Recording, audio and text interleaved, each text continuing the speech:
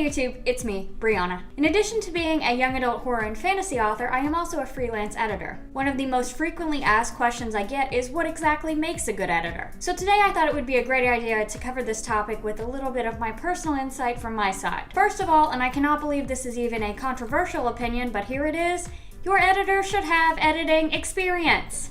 A troubling trend I am noticing in the AuthorTube community and in the writing community at large is that a lot of writers are deciding that they want to make a couple extra bucks as an editor. Face value, this doesn't seem inherently malicious, however, not all writers are qualified to be editors. I say this as someone with a 4-year degree in English concentrated in creative writing who took several workshop sessions just on editing. It is a complicated process, and just because someone can write a book does not mean they can edit it. Now, I'm also not saying that if you are a writer that you should not consider becoming an editor, because obviously I am both and I like both. I'm just saying that if you want to say you are an editor and you want to sell your editing services, you should have some kind of qualifications to back that up. For example, in addition to my 4-year degree and my workshop experience, I am also a member of the Editorial Freelancers Association. I have been doing editing for the past decade or more now, and I have various client testimonials to back me up, as well as qualifications from different publishing houses and companies where I have worked and gotten paid as a full-time editor. If someone's only qualification for being an editor is that they can speak English and that they have written a book, or that they can speak English and they are working on a book, you might want to reconsider working with them. Again, I am not saying that if you are a writer you should not consider being an editor, nor am I saying if you are just starting out as an editor that people should not give you a chance, but you should be prepared to back up your work and or take some classes and get some credentials in editing if you want to take yourself and if you want other people to take you and your business seriously. If you want someone to pay you to edit a book and you don't have any experience, don't be surprised if they go with someone else. The second most important thing that makes someone a good editor is their personality. I'm not saying that you have to find an editor that is Sally Sunshine all the time, because God knows I am not. But you should find someone whose personality is compatible with yours. If nothing else, this means that your editor should be professional and respectful of you and your work above all else. They may not agree with all of your writing decisions or everything you have to say, but as long as you can address these discrepancies and discussions in a professional and respectful manner, you should be good to go. Going a step further, I personally believe that you should find an editor who believes in you and your work no matter what. Again, this isn't necessary, but it is a nice touch, especially if you want to develop a lasting relationship with your editor. Most of my clients I also view as my friends, and it's nice because that means that we are able to work together smoothly and we communicate well, and I believe in their work, and they kick ass, and it's awesome. Along these lines, you should also find an editor who communicates well. If you're a person who likes weekly updates or sort of updates on progress as the editor goes through your manuscript, you need to make that clear at the beginning. If you've made the schedule clear to your editor and they are still having a hard time following through, it might be time to part ways. You also want to make sure you have an editor who communicates with you however you communicate best. For example, if you have an editor that only wants to talk on the phone and you are not a phone person, you don't want to go with that editor. A good example of this is that I really don't like to talk to clients on the phone or through Google Hangouts or any kind of video chat.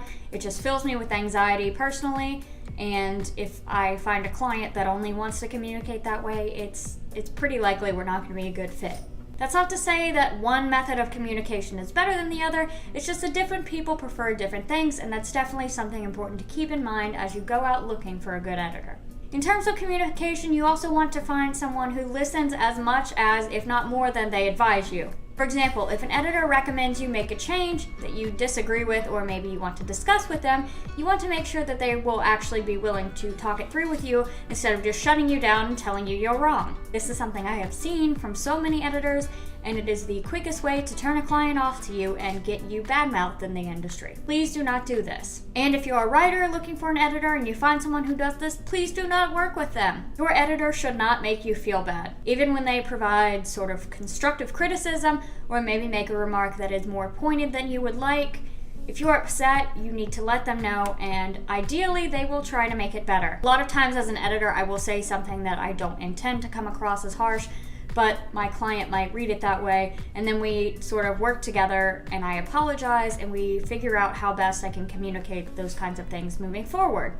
If I had to highlight the biggest thing that makes a good editor, once again, it is communication. If you can find someone who is experienced, personable, and great at communication, you are already well on your way to finding a great editor. Last but not least, I want to address the idea of pricing. Another troubling trend that I have seen in editing is that a lot of people, especially new people just starting out, will lowball against all of the other editors in order to sort of steal clients from them. And while I understand this and it is a valid business strategy, it's often not the best idea. If you are lowballing to get clients, you might also be selling yourself short, which would mean ultimately you are spending more time on someone's work than you will get back in terms of value. You want to make sure you're pricing fairly if you are an editor, and if you're a writer, you want to find somebody who prices fairly. This does not mean you want to try to find the cheapest editor either, because more often than not, you will get what you pay for. By contrast, this does also not mean that the most expensive editor is your best bet. It can be tricky to strike a balance between someone that is within your budget and is also providing the best value for their pricing, but when you find that sweet spot, it really is fantastic. And of course, no video on editing would be complete without me plugging my own editing services, folks. So let me go ahead and say that if you need an editor, I'm your woman. I specialize in editing fiction, mostly novels, but I will also edit short stories and poems, even essays if that's what you're into. My favorite genres are young adult and science fiction, fantasy, horror, contemporary even. I don't really edit erotica, it's just not my thing. As previously mentioned, I have over a decade of experience in publishing and working with publishing houses and independent clients, so I can provide references upon request. And if you want more information about what services I provide, you can check out my website. I will leave the link below, but basically it is just www.brianamorganbooks.com. And as a special bonus for being one of my subscribers, just mention that you are one of my subscribers when you sign up for one of my editing services, and you will receive 10% off the service of your choice. That's all the time I have for today. If you liked what you saw, don't forget to comment, like, and subscribe, and ding that bell so you never miss an upload. Yet again, if you are one of my Patreon supporters, I love you more than anyone else in the world, and I thank you every day for being amazing and beautiful and supportive. And if you are not yet a Patreon supporter, I definitely recommend that you sign up for $1 or more a month and get some sweet rewards in the process. As always, thank you guys for watching, and I'll see you all next week. Bye!